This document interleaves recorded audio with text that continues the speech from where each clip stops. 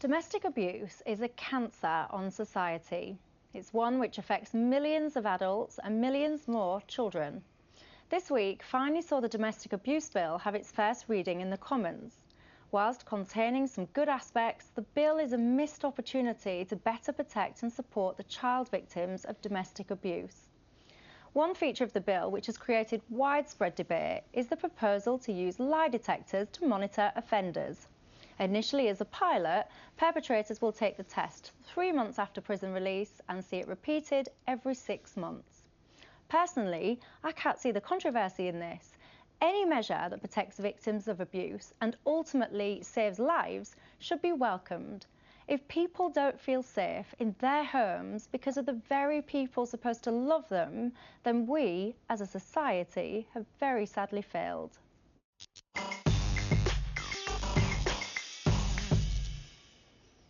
Well, Michelle, I'm really glad you brought up this subject. I think it's really, really important, and I also welcome the domestic abuse bill that is now back in Parliament.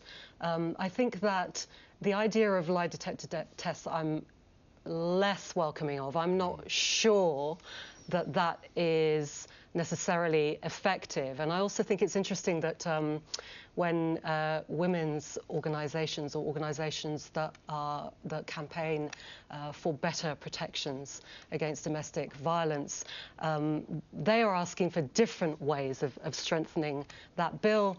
They want to see things like provisions so that migrant women are defended, because quite often their status can be used either to pressure them or might make them fearful about coming forward.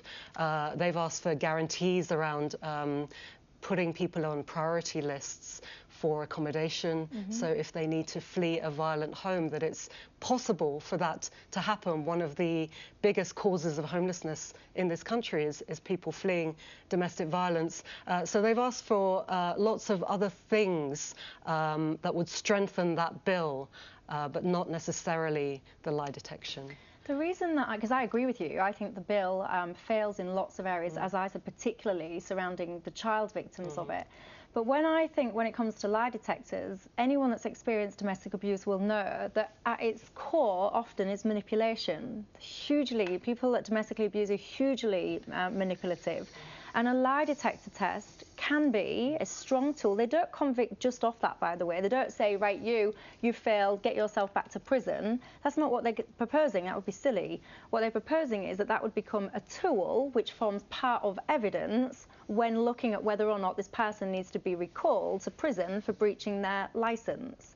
Nick, why are you shaking your head at me? Because obviously anything that can be done, I'm not stupid, anything can be done that can stop and crack down on domestic abuse is to be applauded, but I just don't have the same level of faith in lie detector tests whatsoever. These people who are manipulative, apparently, I've never done it, but you can actually train yourself quite easily to beat a lie detector, and I'm always wary of laws with unintended consequences and what you might do, and I have no time at all for someone who has committed domestic abuse, but you could actually, because of a lie detector test, get completely the wrong readings about someone who's innocent. I just don't put the same faith in. You wouldn't go just alone. So, by the way, we use this in this country for sex offenders already, and we've sent 160 of them back to prison, in part because of their lie detector stuff. So I'm not advocating what else, on the back.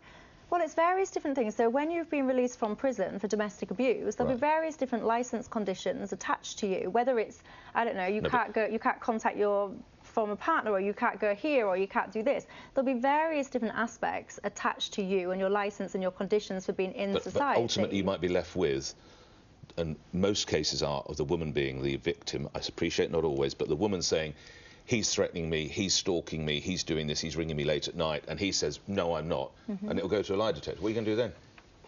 Well, you'd look at the character, and if this is a person, but bearing in mind this is a person again, that's been I want to do anything to put him behind prison, bars, providing he's guilty. Well, bearing in mind this perpetrator has been released from prison, so he's not just like a casual, you know, he's been in prison for He's saying he's tidied up his act. She's saying he hasn't. Where do you go? There's another way of looking at this, on a similar argument to you, but the other side. What if the person has been reoffending and trains himself to beat a lie detector test and gets a reading that he is telling the truth when in fact he is still beating a woman, for example? that's a risk. Look at the accuracy. I think it's about 80–90% or so that they're saying that these things are accurate. And as I'm saying, you wouldn't take it as a standalone tool. And what they're proposing in this instance is a trial. So they're proposing taking, I think, 300 perpetrators over the course of a 3-year period and looking at whether or not this works. And if it works and it's effective, then it would be rolled out nationally. And that's the thing that I agree and support. So yeah, on the core principle of this, as somebody who knew someone growing up who was a quite strong victim of this issue, I fully support anything that can be done. But as long as we are sure that it works, and if it's being used as a trial, perhaps. But just on the issue of how bad it can get, domestic abuse is a cancer on society. I know that my friend, he used to get into fights at school. His parents would beat him, and that just reinstills this idea of problems are solved through violence. You make your children worse as a result of it. You create lasting problems that will exist throughout their lives. It is so damaging. Jess Phillips, the Labour MP who's campaigned a lot on this, has doubts about lie detectors. Let's have a look. I worry that actually what it will be used for is to cut corners when people are released on bail or on licence. Actually what we need is good police responses, a responsive police who come when they're called, proper orders that offer restraints for women and their children against violent perpetrators. I've no idea actually what the benefit of lie detector tests are. I'm willing to be proven wrong in this. However, it just seems a bit gimmicky to me. I mean, that's where I agree with her. That what you know, we don't. The danger is you put things in just because that's the fashionable thing to do. Whereas actually, what you want to do is to try things, test them, do proper research, and see if they work or don't work.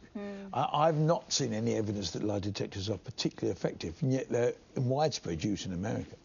I think coming back to your point about the kids, the thing is, as a child, when you experience domestic abuse, you are brought up to survive. You are living in an environment which is so frightening. You're so afraid, and you're not sheltered by love. You're contained by fear. And then what we then expect for these children who wouldn't know a healthy relationship, if it stood in front of them, you expect these children to come out of that environment and go on to conduct healthy relationships, and they struggle. And then when they struggle, and often cycles of abuse get repeated through the generations. And I think this bill, it was such a missed, or is still such a missed opportunity to get interventions into supporting the children, because children are not just witnesses of domestic abuse, they're victims of it. And that, for me, yes, lie detectors is one thing that we can agree and disagree with, but the child thing, they've missed a trick on this one, and it's sad. What would you have liked to see in there?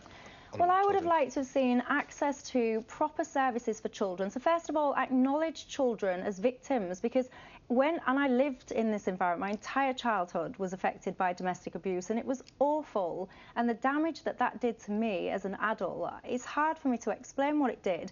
I did not understand healthy relationships. I did not understand how to demonstrate love. So how would you understand a helpline? No, I'm not talking about helplines. I'm talking about when you go into an environment. So I was on the social services at risk register as a child. When you go into a home environment where there is domestic abuse, the victim of that is not just the mum, it's the children. So you what should have been there for you that wasn't? Well, so first of all, you have the acknowledgement that a child is not just a witness, it's a victim. That's the first key thing that's missing from this.